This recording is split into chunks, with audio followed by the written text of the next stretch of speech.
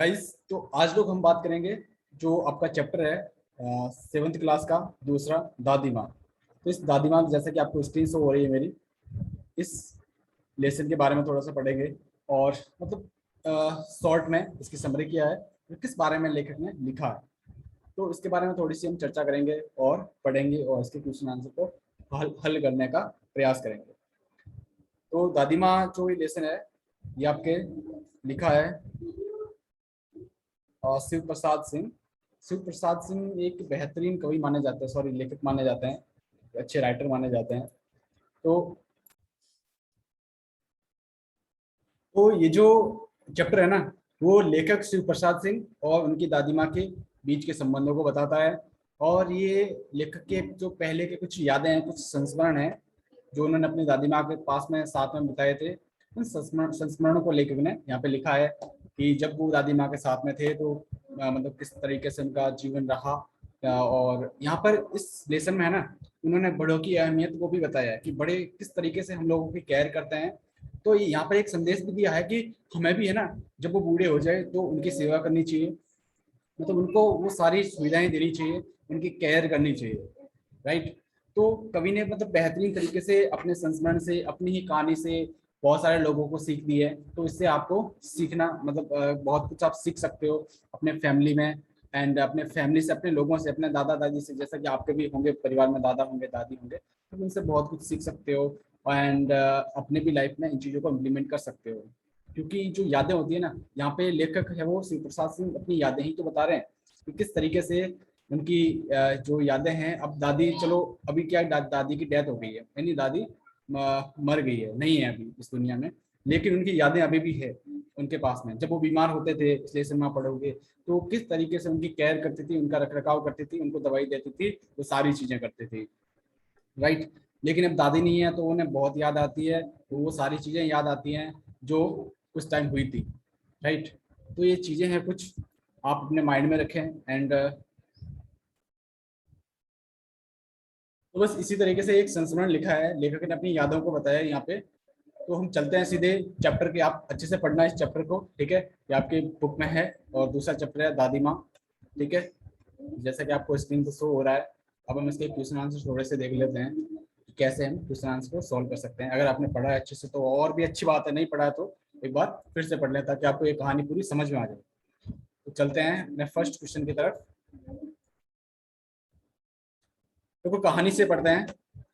First question है, लेखक को अपनी दादी माँ की याद के साथ साथ बचपन की और किन किन बातों की याद आ जाती है। तो क्वेश्चन आंसर है इसका कि जब लेखक को मालूम हुआ कि उसकी दादी माँ की मृत्यु हो गई है, तो उसके सामने दादी माँ की सभी यादें सजी हो उठी थी, तथा साथ ही मतलब उसे अपने बचपन की स्मृतियां, गंधपूर्ण झाग भरे जलाशय में कूदना, बीमार होने पर दादी माँ का दिन रात उसकी सेवा करना, किशन भैया की शादी पर औरतों द्वारा गाए जाने वाले गीत और अभिनय के समय चादर ओढ़कर सोना और वहां पर पकड़े जाना और रामी चाची की घटना आदि सब कुछ याद आ जाता है। तो ये लेखक है ना, वो अपने संस्मरण बता रहा है कि भाई जब लेखक को दादी माँ की याद आती है तो साथ साथ में बचपन की और कौन कौन सी यादें आती है। तो ये सारी यादें आती है जो उन्हें मतलब लेखक ने अपनी दादी के साथ टाइम स्पेंड किया था। अब सेकंड क्वेश्चन है कि जो दादा थे, उन दादाजी की मृत्यु के बाद लेखक के घर की आर्थिक स्थिति खराब क्यों हो गई। तो इसके आंसर के रूप में आप देख सकते हो कि दादा की मृत्यु के बाद लेखक के घर की आर्थिक स्थिति खराब हो गई थी, क्योंकि कपटी मित्र और शुभ चिंतक थे उनके, उनकी बाढ़ आ गई। मतलब बहुत बहुत सारे लोग आने लगे ऐसे कपटी और जो ढोंगी लोग थे। इन गलत मित्रों की संगति ने सारा धन नष्ट कर डाला उनका। इन गलत मित्रों की संगति पड़ने लगी तो सारा धन है वो नष्ट होने लगा। इसके अलावा दादा के श्राद्ध में भी दादी माँ के मना करने के बावजूद लेखक के जो पिता थे ना, मतलब पिताजी ने बेहिसाब दौलत व्यर्थ की थी। लेखक के पिताजी ने बेहिसाब दौलत व्यर्थ की थी दादी के मना करने के बावजूद। दादाजी के श्राद्ध में, जो श्राद्ध जो आप लोग करते हैं, मतलब करते हैं ना हम लोग, जो हमारी संस्कृति है किसी की डेथ के बाद में, तो उस प्रोग्राम में बहुत सारे पैसे खर्च किए। फिर उनके कपटी मित्र आ गए जो धोखेबाज थे, मतलब ऐसे वैसे थे, चौने थे, तो वहां पे बहुत सारा धन व्यर्थ में चला गया। और यह संपत्ति घर की नहीं थी, कर्ज में ली गई थी। लेखक कह रहा है कि जो संपत्ति थी ना, वो भी कर्ज से ली गई थी, किसी और से उधार में ली गई थी। इसलिए फिर वो दादी माँ ने कर्ज में ली गई थी, दादी माँ के मना करने के बावजूद उन्होंने नहीं माना, जिससे घर की माली हालत दावाडोल हो गई। अब कोई कर्ज में लेके पैसे खर्च करता है तो फिर ब्याज भी देना पड़ता है, आपको पता है, और वो कंडीशन धीरे धीरे खराब होने लगी। तो ये सेकंड क्वेश्चन था कि आर्थिक स्थिति खराब कैसे हुई। खराब होने का सीधा सा रीजन था कि एक तो दोस्त, गलत दोस्त थे, धोखेबाज दोस्त थे, कपटी दोस्त थे, तो उन पर पैसा खर्च किया। सेकंड, दादाजी के श्राद्ध में बहुत सारा पैसा लगाया। एंड थर्ड, मतलब जो पैसा था वो भी ब्याज से लिया गया था, तो काफी कुछ मतलब महंगा पड़ा वो सब कुछ। अब जो थर्ड क्वेश्चन है वो है कि दादी माँ का कौन सा ऐसा मतलब व्यवहार है, दादी माँ के स्वभाव का कौन सा पक्ष है जो आपको सबसे अच्छा लगता है, और क्यों लगता है, इसका कारण भी बताना है। तो उसका सीधा सा उत्तर है कि दादी माँ है वो मसलन दादी माँ का जो स्वभाव है ना, उनके अनेक पक्ष है। वैसे लेकर कह रहा है कि उनके मतलब इस चैप्टर में बताया गया है कि उनके अनेक पक्ष है। जैसे मसलन दादी माँ है वो सेवा, संरक्षणी, परोपकार, सरल स्वभाव आदि का जो पक्ष है हमें बहुत अच्छा लगता है। इसलिए चैप्टर के अकॉर्डिंग आपने पढ़ा है तो इसमें आपको क्लियरिटी हुई होगी, क्योंकि इन्हीं के कारण है वो दूसरों का मन जीतने में सदैव सफल रही थी। तो ये जो पक्ष है ना दादी माँ का व्यवहार, इन्हें दूसरों की सुरक्षा करती थी, दूसरों का ध्यान रखती थी, परोपकारी थी, दूसरों को संरक्षण देती थी, दूसरों की सेवा करती थी। जब लेखों को बुखार है ना तो उसकी भी बहुत सारी सेवा की इसमें। तो ये मतलब जो पक्ष था दादी माँ का, ये बहुत बेहतर लगा जिसके बारे में इसमें बताया गया है। एंड नेक्स्ट की लेखक के बीमार होने पर दादी माँ ने उसकी बहुत सेवा की। इसके अलावा रामी चाची की बेटी की शादी पर उसके घर जाकर उसकी सहायता करना, पिछला बकाया जो ऋण था उसको माफ करना, पिताजी की आर्थिक तंगी देखकर दादी की जो निशानी की जो सोने का कंगन था, जो हाथ में पहनते हैं कंगन, ठीक है, उनको देना। ये सारी चीजें दर्शाती है कि दूसरों की मदद करना उनके स्वभाव में था, दूसरों की मदद करना उनके स्वभाव में था, दूसरों पर परोपकार करना, दूसरों की मदद करना, दूसरों की सेवा करना, उनको संरक्षण देना, ये सब उनके स्वभाव में था। यानी बहुत ही कोमल हृदय की थी, और यही चीज दादी माँ की हमें सबसे अच्छी लगती है। तो ये आपका था थर्ड क्वेश्चन। अब हम चलते हैं फोर्थ क्वेश्चन पर।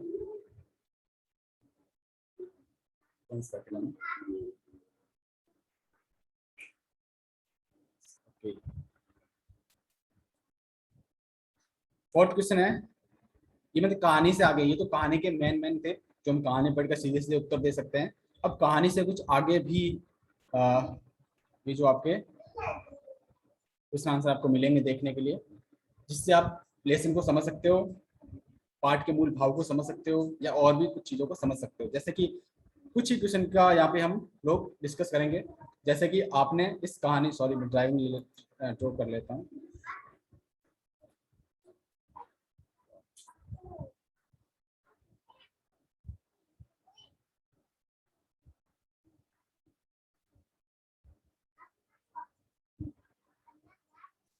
ओके, तो कहानी से आगे बढ़ते हैं। आपने इस कहानी में महीनों के नाम पढ़े, जैसे क्वार, आषाढ़, माघ। इन महीनों में औसत मौसम कैसा रहता है लिखिए। तो आपको पता होना चाहिए कि क्वार में कैसा मौसम रहता है, न गर्मी रहती है अधिक, और न ही अधिक सर्दी रहती है। ओके, और इसके अलावा आषाढ़ में क्या होता है पता है ना, भयानक गर्मी, और कभी बारिश, मतलब कभी कभी कुछ कुछ बारिश होती है आषाढ़, ये जो बारिश का महीना बताने का टाइम होता है। पर माघ में अत्यधिक सर्दी होती है, माघ महीने में अत्यधिक सर्दी होती है।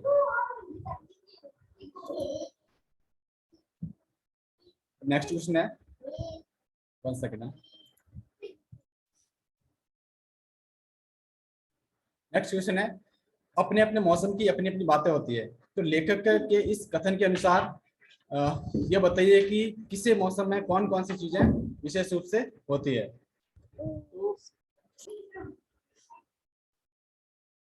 तो सिंपल सा आंसर है इसका। मौसम देखो 3 होते हैं, जैसे कि आपको ये दिख रहा है, ये आंसर स्क्रीन शो हो रही है ना अच्छे से सब लोगों को। नहीं तो अपनी वीडियो की क्वालिटी को बढ़ाओ ताकि अच्छे से देख सको इन सारी चीजों को आप लोग। अभी मैं पेंसिल से आपको अच्छे से क्लियर करवा दूं। देखो मौसम 3 प्रकार के होते हैं। कितने प्रकार के? 3 प्रकार के होते हैं, सर्दी, गर्मी और बरसात। सर्दी में क्या होता है पता है? सर्दी के मौसम में अत्यधिक ठंड होती है, अत्यधिक ठंड होती है। लोग गर्म पेय पीना, गर्म पेय यानी गर्म पानी वगैरह, गर्म चीजें पीना पसंद करते हैं। फलों में सेब, अमरूद, अंगूर, सब्जियों में पालक, बथुआ, सरसों, मटर, फूल गोभी व मूली आदि भी मात्रा में पाई जाती है। इनमें से गर्मियों की, सॉरी सर्दियों की सारी चीजें हैं, सर्दियों की, ठीक है, सर्दियों में होती है। आगे गर्मी के बारे में बताया गया है कि मौसम में लीची, खरबूजा, तरबूज वगैरह ये सारी चीजें हैं, ठीक है। सब्जियों में भिंडी, टिंडी, तोरई, घिया, कटहरी, खीरा, ककड़ी एक्सेट्रा, ये सारी गर्मियों की सब्जियां हैं। इसके अलावा फिर बरसात की बात की है यहाँ पे, ठीक है। बरसात, बरसात में क्या होता है, बरसात में अत्यधिक बारिश होती है, सिंपल सा है। अभी बरसात का मौसम ही चल रहा है, ठीक है। फलों में कई प्रकार के आम है, आलू बुखारा है, यहाँ पे नहीं होता है, चलो ठीक है, हर जगह नहीं होता है ये सारी चीजें, ठीक है। सब्जियों में बैंगन है, करेले है, ये फलियां वगैरह है, या खेतों में होने वाली बहुत सारी ऐसी चीजें हैं, ये सारी चीजें होती है। तो अलग अलग 3 ऋतुएं बताई गई है, सर्दी, गर्मी और बरसात, तीनों का अलग अलग टाइप से जिक्र है। तो आप इससे थोड़ा सा क्लियर कर लें, समझ लें चीज को। Next question. एक क्वेश्चन हम एक मतलब और देखेंगे ताकि हम अच्छे से समझ पाएं उस क्वेश्चन की व्याख्या को। तो क्वेश्चन है, इस कहानी में कई बार ऋण लेने की बात कही है, ऋण लेने की बात कही है। तो आप अनुमान लगाए कि किन किन परिस्थितियों में गांव के लोग, वर्ड क्या है, गांव के लोग, ग्रामीण परिवेश को यहाँ पे बताने की कोशिश की गई। तो गांव के लोग किन परिस्थितियों में ऋण लेना पड़ता है उन लोगों को, और ये उन्हें किस प्रकार और कहाँ से मिलता है। बड़ों से बातचीत कर इस विषय में कुछ लिखिए। तो आंसर के रूप में आप समझ सकते हो कि गांव के लोग क्यों ऋण लेते हैं। ऋण यानी भाई उधार से पैसे क्यों लेते हैं। तो सिंपल सा है कि गांव के लोग प्राय आर्थिक तंगी से परेशान रहते हैं, क्योंकि वहाँ ज्यादा आमदनी नहीं होती है, ज्यादा रोजगार नहीं होते हैं, सिर्फ खेती पे डिपेंड रहना पड़ता है लोगों को। तो डेफिनेटली उनको किसी न किसी से जब कोई बड़ा खर्चा आता है तो इधर उधर से व्यवस्था करनी पड़ती है, साहूकार से लेना पड़ता है, बड़ियों से लेना पड़ता है, किसी धनवान व्यक्ति से उनको ब्याज में पैसे लेने पड़ते हैं, ब्याज अधिक होता है। तो कहीं ना कहीं उनकी आर्थिक स्थिति भी खराब होने लगती है, क्योंकि एक तो मूलधन चुकाना पड़ता है, साथ साथ में ब्याज चुकाना पड़ता है, तो वो उनके लिए भारी पड़ता है। तो क्वेश्चन आंसर के रूप में देखते हैं कि गांव के लोग प्राय आर्थिक तंगी से परेशान रहते हैं। कई बार ऐसी परिस्थितियां आ जाती हैं जब लोग ऋण, शादी विवाह के खर्च के लिए, मकान बनवाने के लिए, मतलब जो ऋण है ना, जो उधार पैसे है ना, ये शादी विवाह का जो त्योहार होता है, मतलब जो भी मैनेज करने का खर्चा होता है उस वजह से लेते हैं। कुछ लोग मकान बनवाने के लिए लेते हैं, कुछ लोग अपना इलाज करवाने के लिए लेते हैं, कुछ लोग बच्चों की फीस जमा करवाने के लिए, कुछ फसल की बुआई करने के लिए, क्योंकि फसल बोने के लिए भी पैसों को खर्च करना पड़ता है, और किसी के पास नहीं है तो फिर उधार लेना पड़ता है। बच्चों की पढ़ाई के लिए, पशु खरीदने के लिए, किसी पारिवारिक सदस्य की मृत्यु के बाद उसके अंतिम संस्कार के लिए, ये सारे जो कारण होते हैं वो ऋण लेने के कारण होते हैं। जब कोई इंसान के साथ ऐसी कोई घटनाएं घटती है तो उसको ऋण लेना पड़ता है। अगर उसकी आर्थिक स्थिति खराब है, तो आर्थिक स्थिति मतलब उसके पास पैसे नहीं है अच्छे खासे, तो उसको उधार लेना पड़ता है, और इससे जो ब्याज उसको देना पड़ता है। इस तरीके से ये ग्रामीण अर्थव्यवस्था चलती है, क्योंकि गाँव में रोजगार नहीं है, गाँव में इतना कोई ऐसा कोई कारोबार नहीं है जहाँ से लगातार गांव के लोगों की इनकम आ जाए। बहुत सारे गांव ऐसे हैं, और लगभग लगभग सारे गांव ऐसे हैं जिनकी जो इनकम है ना, लोगों की, वहाँ के लोगों की इनकम है वो सिर्फ खेती पर डिपेंड है, पशुओं पर डिपेंड है। गाय भैंस रखते हैं, भेड़ बकरी रखते हैं, या फिर अदर दूसरे पशु पक्षी पशु रखते हैं, उन पे से, और खेती से। और खेती तो मानसून में ज्यादा होती है, तो आपको पता है ये सारी चीजें हैं। एंड सेकंड में था कि ये ऋण कहाँ से मिलता है। तो देखो, ये ऋण जमींदारों एवं साहूकारों से मिल जाता है, ठीक है। इसके अलावा सरकारी जो बैंक होते हैं उनसे, राष्ट्रीयकृत बैंक होते हैं जिनसे, सरकारी विभागों से, डाकघर से मिल जाता है, सरकारी समितियों से मिल जाता है। तो बहुत सारे तरीके होते हैं ऋण लेने के। लेकिन गाँव के लोग ज्यादातर ऋण किन से लेते हैं, या तो सरकारी बैंकों से लेते हैं, या फिर अपने आस पड़ोस के धनवान लोगों से लेते हैं, साहूकारों से लेते हैं, बड़ियों से लेते हैं, ताकि जिनके पास में पैसे होते हैं। तो एक छोटा सा चैप्टर था, ठीक है। इस चैप्टर के क्वेश्चन आंसर, अगर आप इस चैप्टर को अच्छे से पढ़ोगे तो सब कुछ क्लियर हो जाएगा, कुछ भी आपको ना समझ आए ऐसा नहीं होगा, ठीक है।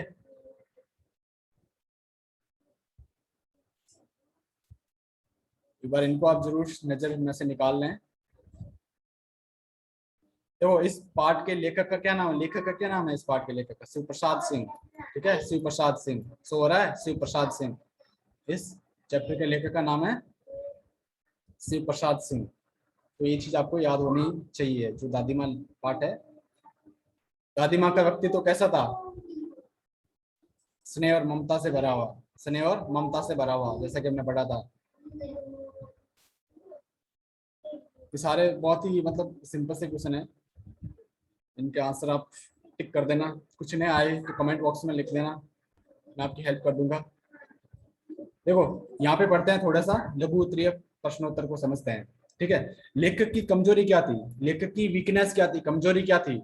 तो आंसर के रूप में लेखक की कमजोरी यह थी कि थोड़ी सी कठिनाई आने पर उसका मन प्राय व्यथित हो जाता था, यानी कि वो घबरा जाता था। लेखक की कमजोरी क्या थी कि जब भी उस पर कोई आफत आती थी ना, थोड़ी सी मुश्किल आती थी ना, तो वो घबरा जाता था, वो परेशान हो जाता था। राइट, वो परेशान हो जाता था।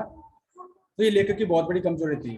ठीक है, सेकंड क्वेश्चन है कि मित्र किस प्रकार का दो मुहा व्यवहार करते हैं। मित्र जो अपने दोस्त लोग होते हैं, वो किस तरह का दो मुहा व्यवहार करते हैं, यानी कि आपके सामने कुछ और का, किसी और के सामने कुछ और का, कहीं और हरकतें की, कहते कुछ और है करते कुछ और है, मतलब ऐसी हरकतें मित्र है वो किस प्रकार दो मुंह का व्यवहार करते हैं। तो ये क्वेश्चन है, तो आंसर के रूप में देख सकते हो कि लेखक के मित्र उसे खुश करने के लिए मुंह पर तो आने वाली छुट्टियों की सूचना देते थे और और पीठ पीछे उसे कमजोर और घबराने वाला कहकर उसकी हंसी भी उड़ाते थे।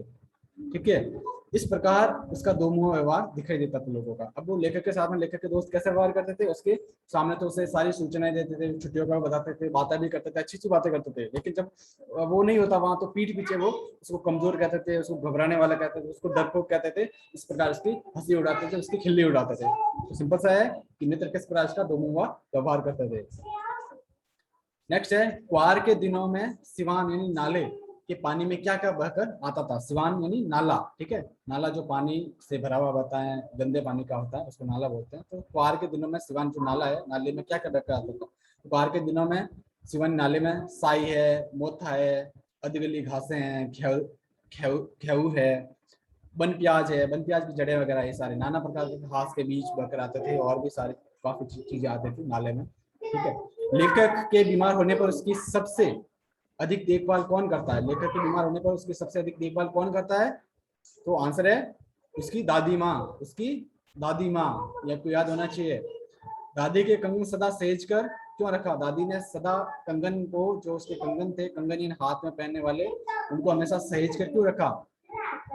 दादी ने कंगन इसलिए सहेज कर रखा क्योंकि वह उसके वंश की निशानी थी, क्योंकि वह उसके वंश की निशानी थी। तो ये चीज आपको याद होनी चाहिए। दादी माँ ने यह क्यों कहा कि लड़के और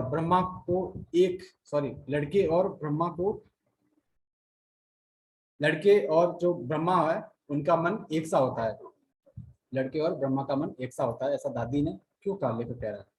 तो बालक भगवान का रूप होते हैं। आंसर के रूप में आप देख सकते हो इस चैप्टर के अकॉर्डिंग कि बालक है वो, जो बच्चे होते हैं वो भगवान का रूप है। अक्सर आपने भी बहुत सारे लोगों से सुना होगा कि बच्चे तो भगवान का रूप होते हैं, जो शरारती करते हैं, बदमाशी करते हैं। तो बच्चे तो भगवान का रूप होते हैं। उनका मन निश्चल और निर्दोष होता है, उनका मन निश्चल और निर्दोष होता है। छोटा बच्चा जो बदमाशी करता है ना, तो गलती उसकी नहीं होती है। ठीक है, उसको आप दोष नहीं, मतलब वो दोषी नहीं है, वो शरारती है। वो मतलब बच्चों की एक हैबिट होती है, वो निश्चल होते हैं, वो किसी को परेशान करना नहीं चाहते हैं, ये उनकी हैबिट होती है। तो बच्चे भगवान का रूप होते हैं, उनका मन निश्चल और निर्दोष होता है। इसलिए दादी माँ ने कहा है कि लड़के जो बच्चे होते हैं वो ब्रह्मा का मतलब एक जैसा ही रूप है, एक सा ही रूप है, निश्चल है। ठीक है, वो जो भी काम करते हैं उनके पीछे उनका ऐसा कोई मंतव्य नहीं होता। बच्चों का ऐसा कोई मंतव्य नहीं होता किसी को नुकसान पहुंचाए, किसी का बुरा चाहना वगैरह। तो अब काफी बड़े बड़े क्वेश्चन है। ठीक है, इनको मैं पोज कर रहा हूँ, लघु उत्तरीय। ठीक है, लेखक के मित्र उसका मजाक क्यों उड़ाते थे। लेखक को थोड़ी सी बात पर गांव, घर या परिवार की चिंता होने लगती थी। वो अपने घर जाने के लिए ललायत होने लगता था। एक ज्ञानी एवं संतुलित व्यक्ति से ऐसी अपेक्षा किसी को नहीं थी। ऐसी कमजोरी विकास में बाधक थी। यानी कि वही चीज के लेखक की हंसी लोग इसलिए उड़ाते थे क्योंकि उसको थोड़ी सी बातों पर चिंता हो जाती थी, वो घबरा उठता था, वो गाँव जाने की सोचता था, गाँव वालों को याद करता था। वो सारी चीजें लेखक की कमजोरी थी, और उस कमजोरी को देख के लोग हंसी उड़ाते थे, उसके मित्र हंसी उड़ाते थे। तो नॉर्मल सा है। ठीक है, अच्छे से आप एक बार पढ़ोगे याद हो जाएगा। आप इसका स्क्रीनशॉट ले सकते हो, अदरवाइज अपनी कॉपी में वीडियो को पॉज करके लिख सकते हो। थोड़े बड़े क्वेश्चन है, अगर आपको समझ में नहीं आ रहे हैं तो लिख सकते हो, याद कर लेना लिख के। नेक्स्ट क्वेश्चन है, दादी माँ को बीमारियों का ज्ञान था, इस विषय में विस्तार से लिखिए। दादी माँ को बीमारियों का ज्ञान था, इस विषय में विस्तार से मतलब 4-5 लाइनें लिखनी है। तो आंसर है, दादी माँ को गांव में प्रयोग होने वाली दवाओं के नए नुस्खे याद थे। वह हाथ, माथा, पेट छूकर मतलब भूत, मलेरिया, सर्दसाम, निमोनिया तक का अनुमान लगा लेते थे। मतलब आजकल भी आज भी होता है ना कि हम बड़े लोगों को ये दिखाते हैं अपना शरीर के बुखार आया तो वो कभी यहाँ हाथ लगाते हैं, कभी यहाँ से नस देखते हैं, कभी यहाँ हाथ लगाते हैं और देख लेते हैं कि हाँ ये बुखार है, ये पीलिया है, ये चीज है, ये वो चीज है। ठीक है, और इधर इधर यस, बैठो उधर जाके, रिकॉर्ड आ रहा हूँ मैं भी। ठीक है, तो ये मतलब पुराने लोगों के पास में टैलेंट होता था बीमारियों को पहचानने का। ठीक है, उनका सॉल्यूशन, उनके नुस्खे भी होते थे। यहाँ पे आया ना, देखो नुस्खे, ठीक है, नुस्खे होते थे। तो कभी वो कुछ दवाई बनाकर पिलाते थे, कभी गाढ़ा बनाकर पिलाते थे, कभी कुछ पिलाते थे, इस तरीके से बीमारी ठीक हो जाती थी। आवाज नहीं। तो दादी माँ को गाँव में प्रयोग होने वाले सभी मतलब दवाओं के नुस्खे याद थे। वह हाथ, माथा, पेट वगैरह की, निमोनिया की आदि की बीमारियों का उनको पता था। वह लौंग है, लौंग होता है ना ब्लैक कलर के, लौंग है, गुड़ मिश्रित जलधार है, मतलब गुड़ को उबाल कर गूगल धूप वगैरह है, तो इनसे इलाज करते थे। महामारी एवं विश्व शिक्षा के फैलने पर वह सफाई का ध्यान भी रखते थे। तो दादी को इस तरह की बीमारियों का नुस्खे पता थे, और आजकल के लोगों को है बट बहुत कम है। तो लेखक अपने दादी माँ के बारे में बता रहे हैं। नेक्स्ट क्वेश्चन है, पिताजी और लेखक के बड़े भाई किशन मन मारे क्यों बैठे थे? लेखक के पिताजी और उसके बड़े भाई किशन मन मारे क्यों बैठे थे? मन मारे मतलब उदास मन से कुछ कर नहीं रहे थे, ऐसे ही फालतू में क्यों बैठे थे? तो आंसर है, पिताजी और किशन भैया मन मारे बैठे थे क्योंकि जो घर की आर्थिक स्थिति थी वो खराब थी, यानी आर्थिक तंगी में था घर। कोई काम पूरा नहीं हो पा रहा था पैसों के अभाव में। जिन पर रुपए थे, मतलब उन लोगों पर रुपए थे, मतलब जिन पर रुपए थे वह वापस नहीं कर पा रहे थे। लोगों का उधार लिया हुआ काफी राशि वापस करना था उनको, उन्हें कुछ समझ में नहीं आ रहा था, वह मन मार के बैठे थे। लेखक कह रहा है कि हम लोगों पर बहुत सारा पैसा था, ठीक है, वापस उतारना था, लेकिन पैसा नहीं था हमारे पास में। तो फिर कहीं ना कहीं पिताजी परेशान थे, बड़ा भाई जो किशन था वो भी परेशान था, क्योंकि पैसे उतारने थे, कर्ज था ऊपर और कर्ज नहीं उतार पा रहे थे, इस वजह से वो थोड़े से परेशान थे, मन मार कर बैठे थे। नेक्स्ट क्वेश्चन है, दादी माँ ने अपने वंश की अंतिम निशानी सोने का कंगन अपने बेटे को क्यों दिया? आंसर है, घर की आर्थिक स्थिति खराब थी, उसकी परेशानी दादी माँ ने देख ली थी, तो उन्होंने सोचा कि यह कंगन ही इस समय उन्हें दुखों से छुटकारा दिला सकता है, वह कंगन को बेचकर कर्ज से मुक्त हो सकते हैं, इसलिए दादी माँ ने अपने कंगन अपने बेटे को दे दिए, तो लेखक के पिता को कंगन दे दिए ताकि वो अपना कर्ज उतार सके। तो ये सारे क्वेश्चन थे, आप वीडियो को पॉज करके लिख सकते हो इन क्वेश्चंस को। नेक्स्ट क्वेश्चन आप पढ़ सकते हो कि लेखक और दादी माँ पाठ का उद्देश्य क्या है। तो उद्देश्य क्या है, बहुत इंपॉर्टेंट, उद्देश्य क्या है इस पाठ को लिखने का, समझिएगा और वीडियो को पॉज करके इसको कॉपी में लिखिएगा। लेखक द्वारा दादी माँ कहानी लिखने का उद्देश्य है कि जीवन की ऐसी मधुर यादें होती हैं जो कभी भी नहीं भूली जा सकती। कई यादें हमें प्रेरणा देती हैं। इन पाठ में इस पाठ से हमें यह शिक्षा मिलती है कि जब लेखक को अपनी दादी माँ की मृत्यु का संदेश मिलता है ना, आवाज नहीं, निर्भय आवाज नहीं, मृत्यु का संदेश मिलता है तो वो अपने बचपन की यादों में खो जाता है जो दादी के साथ जुड़ी रहती है। इसलिए उन यादों में खोकर लेखक को विश्वास ही नहीं होता है कि दादी माँ की मृत्यु हो गई। अतः इस संस्करण को जीवन के जीवित रखने के लिए लेखक ने इस कहानी को लिखा है, यानी कि वो चाहता है कि किस तरीके से लोगों को इतना एक्सपीरियंस होता है, किस तरीके से उसकी दादी माँ थी, पुराने लोग किस स्वभाव के होते हैं, मतलब किस तरीके से, वो सारी चीज उन्होंने एक बेहतरीन कल्चर को यहाँ पे वर्णन किया है, वर्णित किया है, इसलिए लेख के अकॉर्डिंग। और बड़ों का आदर करना चाहिए हमें, बड़ों के महत्व को, उनकी इम्पोर्टेंस को समझना चाहिए, ये सारी की सारी चीजें आप देखोगे इसमें। ठीक है, तो नेक्स्ट है, रामी चाची दादी माँ को आशीर्वाद, माँ को क्या आशीर्वाद दे रही थी, ये सारे आप पोज करके देख सकते हो। नेक्स्ट क्वेश्चन ये है, आप वीडियो को पोज करके लिख सकते हो। बाकी यही है, एक बार आप चैप्टर फिर से पढ़ोगे, फिर से इन क्वेश्चंस को रिवाइज करोगे ना, तो कुछ सब कुछ क्लियर हो जाएगा। सो ऑल द बेस्ट, अच्छे से रिवीजन करें, अच्छे से पढ़ें मन लगाकर, बहुत इजी है। तो मिलते हैं नेक्स्ट सेशन में, तब तक के लिए टेक केयर।